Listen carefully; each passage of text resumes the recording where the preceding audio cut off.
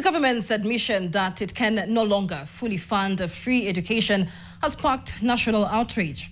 Treasury Cabinet Secretary John Mbadi told Parliament that the state lacks capacity to sustain the free primary and the secondary school programs, with capitation per learner now reduced by more than 5,000 shillings. Stakeholders are warning that reducing funding for free education risks forcing learners out of class and deepening inequality. NTV's Rukia Bule begins our broadcast tonight. It was a statement that did not sit well with many Kenyans. Treasury CS John Mbadi declaring that the government can no longer fully finance free education. We don't have the capacity as at now to finance free primary, free secondary. Education CS Julius Migos Ogamba has backed his Treasury counterpart, saying that the government hasn't scrapped free education, but due to budget constraints, it adjusted the capitation amount to 16,000 shillings per student, down from the initial target. He insists the policy is still alive, just under strain. We are still at 22,200, but when the funds come, because of the limitation, you divide that amount and it comes down, and you were saying the last year it was at 16,900. This year it's probably going to be slightly higher. So what I'm trying to tell you is that the government has not changed the policy of financing free education. I saw some other people saying we are killing the dream.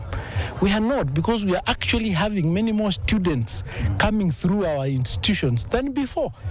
So we've not killed the dream, we've actually advanced the dream. But a closer look at official figures tells a different story. For years, the government has disbursed far less than what's required.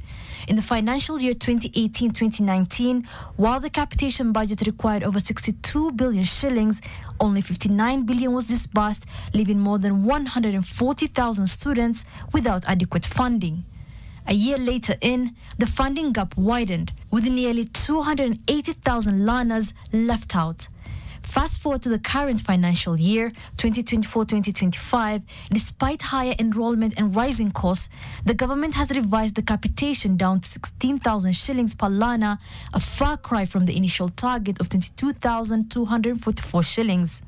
The gap is growing, and so is the number of learners at risk.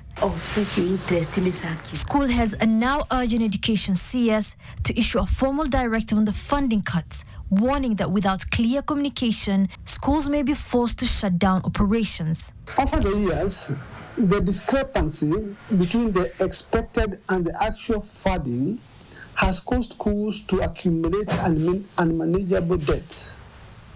Our school heads have continued to operate on the understanding that the full capitation would be released. It is therefore imperative that the government provides a special grant to cover the accrued debts. In terms of the Constitution under Article 53, education, basic education and free and compulsory. So when the finance minister comes out and say, we cannot finance education, yet they are financing what they are calling empowerment, then we don't understand as teachers. Political leaders are now weighing in, calling on the government to cut wasteful spending and prioritize funding for free basic education. Stop those monies hidden at the areas I know, having been the chairman of budget. Stop those ostentatious expenditure. Direct money to where the Kenyans are. And the Kenyans, every family is represented in a learning institution.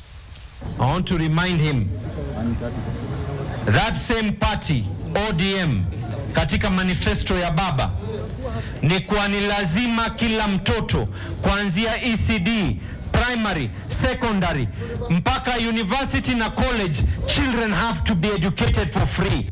The concerns comes as parents in low-income areas begin feeling the pinch, and schools brace for term 3 without enough resources. In Kenya today, I am so aware that we have parents who are not able to pay fees, right from their lowest level, and these are the people we need to support. But even as we support them, we cannot just throw I mean, this free education by name. With government insisting the funds can't be restored and political pressure mounting, the question now is not just how schools will cope, but how the nation will protect the promise of free education for all. Rukia Bule, NTV.